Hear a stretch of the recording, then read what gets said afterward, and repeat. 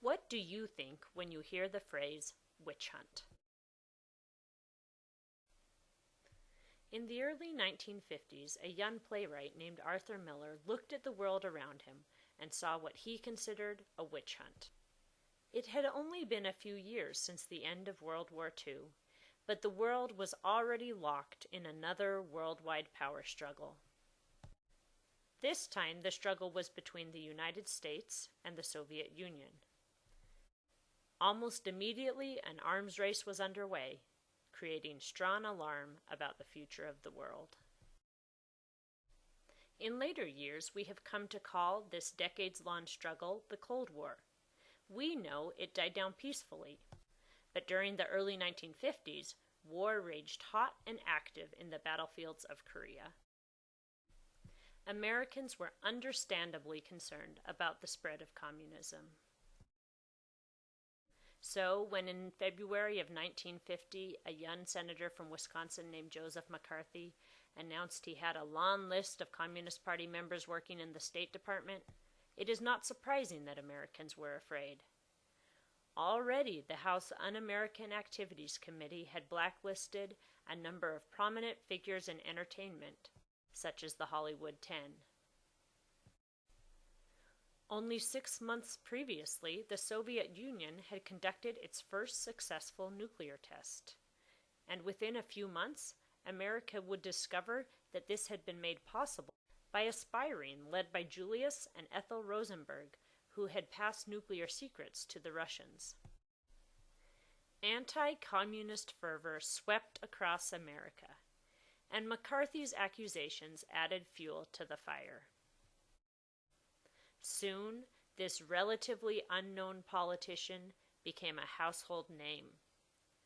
Even though he produced no evidence for his claims, and frequently changed his story, McCarthy rode a wave of popular fear and anger.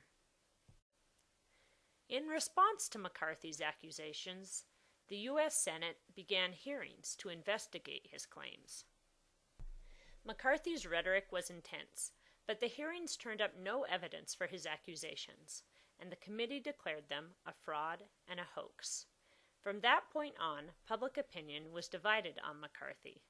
Some agreed with his cause, and public figures continued to fall under suspicion, such as when Charlie Chaplin, while on a trip to London, was exiled with a revoked re-entry pass. However, increasingly, many others began to feel that such sweeping restrictions were unfounded, alarmist, and dangerous. Still, for several years, Joseph McCarthy remained in the public eye, continuing to make accusations. In 1953, he was made chairman of the Senate Subcommittee on Investigations. From this position, he began intense investigation of the Voice of America and the Army Signal Corps. It was in this atmosphere that Arthur Miller looked around and felt he saw a witch hunt. In 1949, Miller's play, Death of a Salesman, had won the Tony Award, the New York Drama Circle Critics Award, and the Pulitzer Prize. But then, in 1952, its director, Elia Kazan, was called before the House Un-American Activities Committee. Although no longer a communist sympathizer, Kazan still was pressured to name 8 other acquaintances as communists. Miller and Kazan split apart over the experience, and Miller began work on a new play. For the setting, he turned to early American history and began intensely researching the Salem witch trials.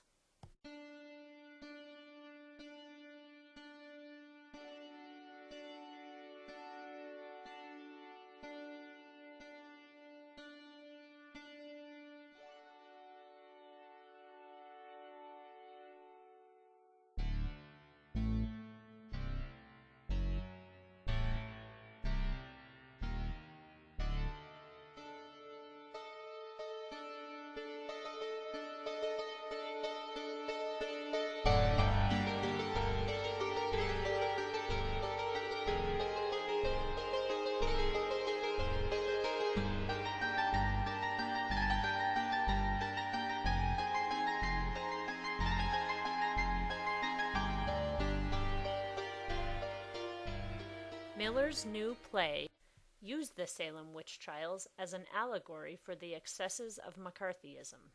The play premiered in 1953, and it won the Tony Award that year. Still, its initial reception was mixed. Ironically, it even drew attention from the House Un-American Activities Committee, and Miller was denied a passport to attend the London premiere. However, over time, its message gained strength. In March of 1954, respected broadcast journalist Edward R. Murrow produced an investigative report on Joseph McCarthy.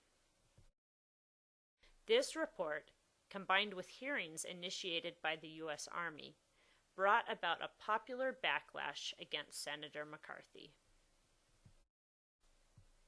In time, Arthur Miller came to be considered one of the most important figures in the history of American drama, and this play, The Crucible, became his all-time best-selling play. Miller, not McCarthy, had the last say.